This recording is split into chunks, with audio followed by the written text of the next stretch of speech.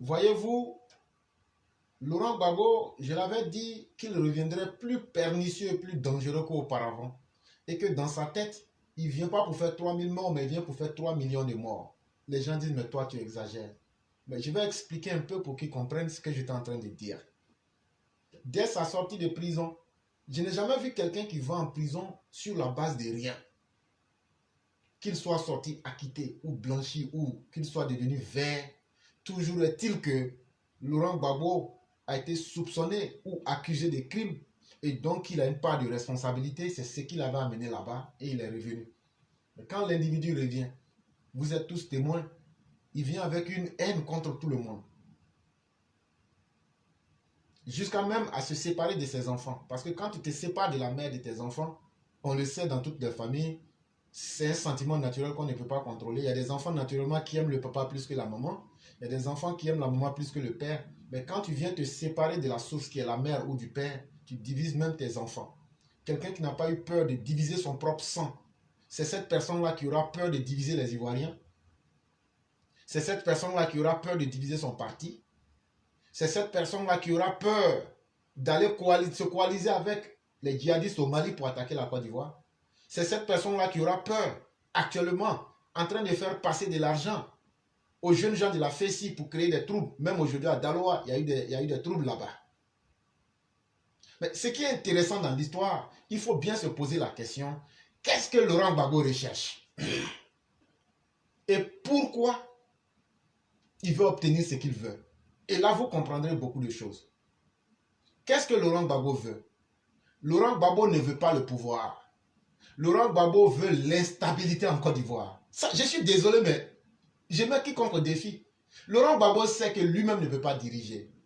Laurent Gbagbo sait qu'il n'a pas les compétences aujourd'hui dans le monde actuel de pouvoir diriger parce que les problèmes actuels du monde le dépassent. Laurent Gbagbo, au moment où il était au pouvoir, il n'y avait pas le terrorisme qui était à nos portes. Laurent Gbagbo, au moment où il était au pouvoir, il n'y avait pas une crise financière mondiale. Laurent Gbagbo, au moment où il était au pouvoir, la structure géopolitique du monde n'était pas aussi complexe qu'aujourd'hui, mais il a failli. Et donc lui-même sait de facto qu'il ne peut même pas tenir. Et donc, ce qu'il recherche en vérité, ce n'est pas l'acquisition du pouvoir. Si ça vient, tant mieux. Mais ce qu'il recherche en réalité, c'est comment créer des troubles en Côte d'Ivoire. Ça, c'est véritablement la première chose qu'il recherche. Et là, dans sa posture, vous verrez même qu'il peut aller s'associer même avec Henri Konan Bédié dans le but de nous produire ce que vous avez vu, comme ce qui s'est passé à Bamako, en attaquant l'armée de la Côte d'Ivoire. Et en même temps, en le faisant, il donne un discours qui est contraire à ce qu'il fait. C'est ce qu'on appelle le discours de la manipulation, de la diversion. Et je le dis pour ceux qui aiment la lecture, lisez les 48 lois du pouvoir. Vous allez comprendre que dans l'acquisition du pouvoir, la diversion y est pour beaucoup. Et donc, la diversion, c'est quoi? Je dis le contraire de ce que je pense, pour essayer de détourner les esprits. Au moment où les gens pensent que je suis devenu quelqu'un qui subitement aime le monde entier, aime les Africains. Mais tout le monde sait que Laurent Gbagbo n'aime personne à part lui-même sa personne. En Côte d'Ivoire même, Laurent Gbagbo n'aime personne à part sa tribu. C'est celui-là qui peut aimer les Africains. Mais ça fait partie, et c'est pourquoi j'ai dit aux gens, instruisez-vous. Et vous saurez comment les choses se passent. Laurent Gbagbo peut tromper beaucoup de personnes, mais nous autres, il ne peut pas nous tromper. Et donc, je vous explique simplement en quelques lignes pour que les gens comprennent. Actuellement, toutes les stratégies que Laurent Gbagbo fait, c'est de la diversion. Quand il allait s'allier avec Bédié, là, c'est de la diversion. Parce qu'il sait que idéologiquement, ça ne peut pas marcher. Et sur les contentieux même de l'histoire récente, là, chacun veut utiliser l'autre comme son échelle pour grimper. Et donc, toujours Laurent Gbagbo, quand il a su utiliser une personne comme son échelle, il finit par liquider la personne comme Guy Robert. Ça, ce n'est pas un fait nouveau. Mais ce qui est le plus intéressant, pourquoi il veut en arriver au trouble? Il veut en arriver au trouble pour justifier que lui, le fait que lui, il a quitté le pouvoir dans la violence et dans le désordre, il faut que la dirigeance, le pouvoir du président Ouattara, connaissent aussi un moment de trouble. Là, comme ça, ils seront au même pied d'égalité et lui pourra dire, mais vous avez dit que votre Ouattara vous aura apporté la paix, mais regardez aujourd'hui, c'est les sempiternelles questions. Et donc, qu'est-ce qu'il faut faire pour en arriver à ces objectifs? Il faut nier la réalité. En niant la réalité, au départ, eux-mêmes, ils savent que ce n'est pas la vérité. Mais ça finit par convaincre les Ivoiriens, surtout les plus naïfs, que mais finalement, si personne ne dit rien, et que lui, il parle, c'est lui seul qu'on attend, ça finit par s'installer dans les esprits. Et les gens finissent par accepter les faits. C'est cette stratégie-là que Laurent Gbagbo est en train de faire. Et donc, vous remarquez, pour eux, le Chanel de Yopougon n'a jamais existé. Pour eux, les femmes qui ont été tuées, c'était du bissap. Pour eux, ils n'ont jamais bombardé le marché Chaka Koné. Pour eux, ils n'ont jamais pris des hélicos et des avions de guerre pour bombarder les Ivoiriens. Pour eux, ils n'ont jamais tué d'Ivoiriens. Pour eux, ils n'ont jamais connu les escadrons de la mort. Pour eux, ils n'ont jamais appelé l'Éternel des armées à massacrer les populations à Abidjan. C'est toujours la faute aux autres. Mais Hitler faisait la même chose. Et tout ça, ça fait partie de la manipulation des masses. La manipulation des masses, ça ne se fait pas avec un résultat sur le champ. Ça se fait avec un résultat dans le temps, selon les objectifs qu'on veut atteindre. Et malheureusement, ça marche pour Laurent Gbagbo. Et c'est pourquoi aujourd'hui, il fait un rapprochement pour dire, quand tu écoutes Katina qui dit que le président devrait utiliser son bon sens. Donc, c'est Katina qui va dire à Ouattara que Ouattara n'a pas de bon sens. En gardant des criminels en prison, Ouattara n'a pas de bon sens. Parce que Ouattara devrait laisser nos 49 en prison au Mali. Mais le fait qu'il soit allé les libérer, il doit aussi appliquer son bon sens pour libérer les autres. Mais pour ceux qui savent décoder le message, c'est une manière de dire au président Ouattara, on va nier la réalité, mais on va utiliser le discours subversif pour inciter le peuple jusqu'à atteindre nos objectifs. Parce que le pouvoir en place semble jouer avec la question de la justice, mais ça finit grandement par frustrer les victimes. Mais ça donne un courage historique aux malfaiteurs de dire, nous sommes dans la politique de la goutte d'eau et de la pierre. Il faut continuer seulement à faire tomber la goutte d'eau sur un rocher. Avec le temps, là, ça va s'ouvrir. Il ne faut pas que le débat meure sur le champ politique. Ce n'est pas fait exprès. Ah non, ils sont en prison, il faut les libérer. Ils sont en prison, il faut les libérer. Mais Guy Robert, là, c'est vrai qu'il a été un clown dans sa vie.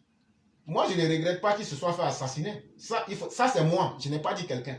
Parce que nos soldats qu'il a tués, là, nous-mêmes aussi, Guy Robert a une dette de sang envers nous.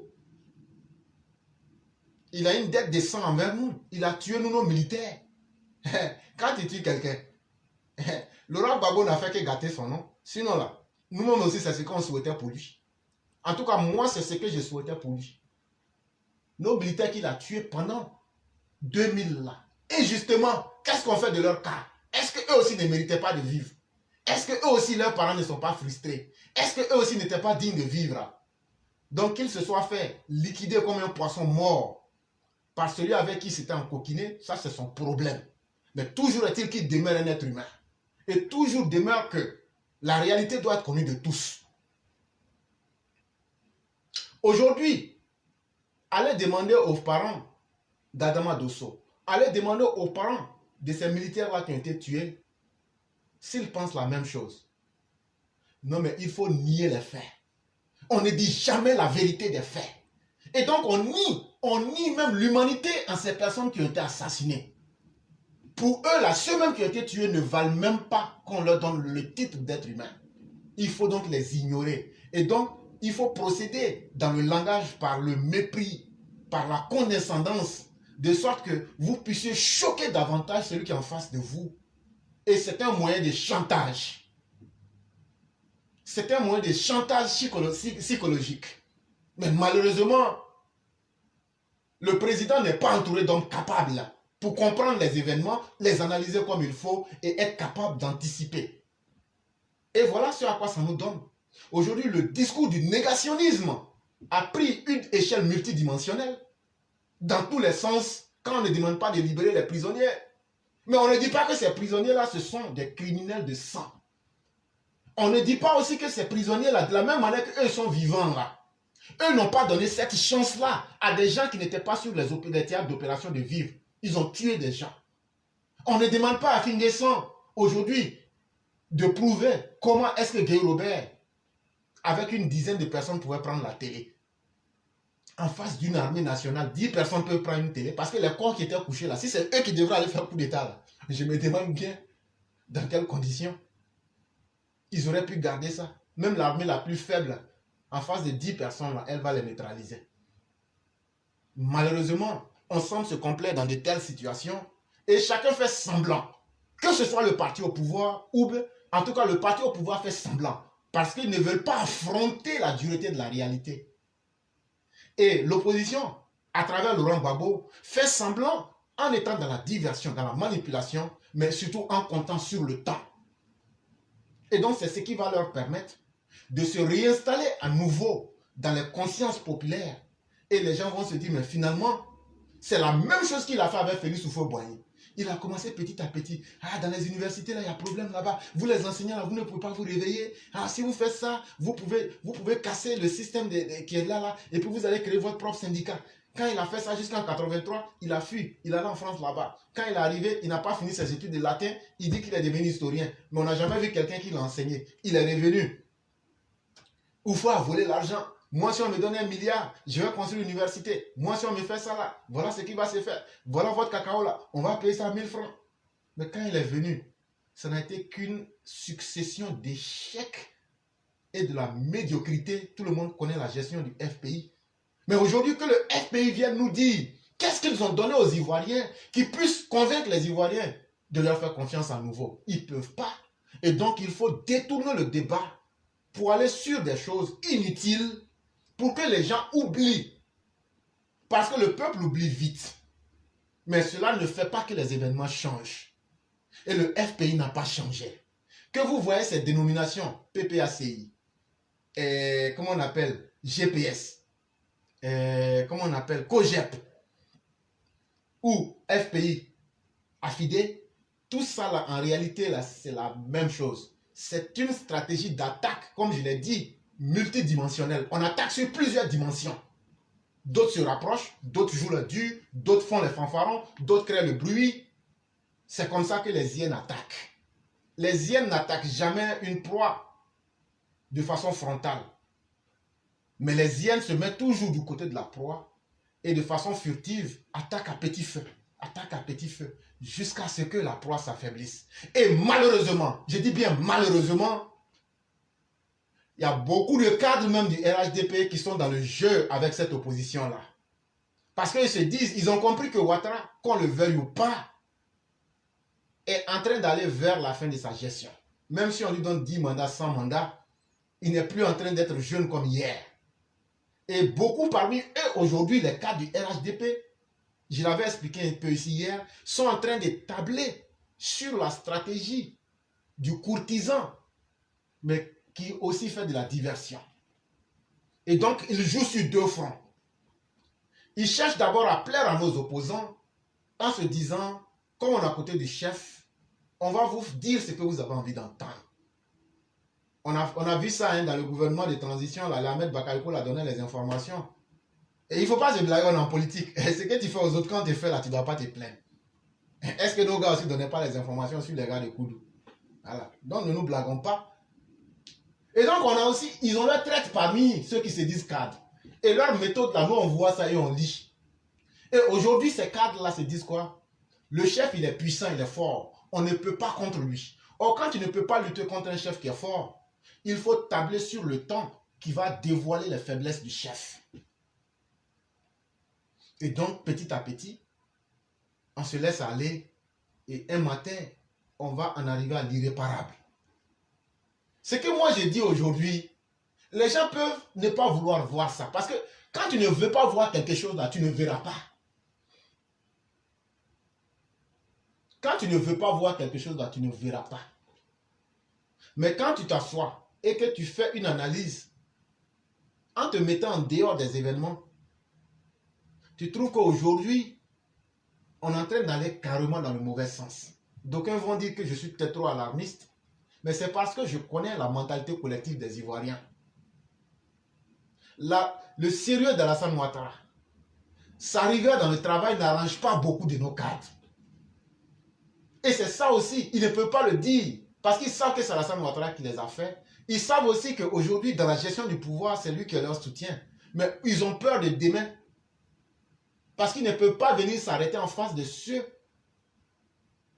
c'est-à-dire les opposants, avec qui ils partagent les mêmes valeurs de la médiocrité. Toi, tu es médiocre. Moi, je sais que tu es médiocre. Toi, tu sais que moi, je suis médiocre. Toi et puis moi, on peut se dire quoi? Donc, il faut casser l'élément qui fait qu'aujourd'hui, il n'arrive pas. Parce que deux médiocres peuvent s'associer. Mais Ouattara, son problème là, le fait qu'il est rigoureux travailleur, là, ça gêne. Et donc, on va saboter ses programmes sur le champ. Quand il dit de faire un travail, là, en ce moment, on fait un travail banabana. C'est très triste. C'est quelque chose qui est en place. Et malheureusement, si des mesures fortes ne sont pas prises, chère mère, en 2025, on va connaître les mêmes déboires, malheureusement. C'est là que j'allais m'arrêter.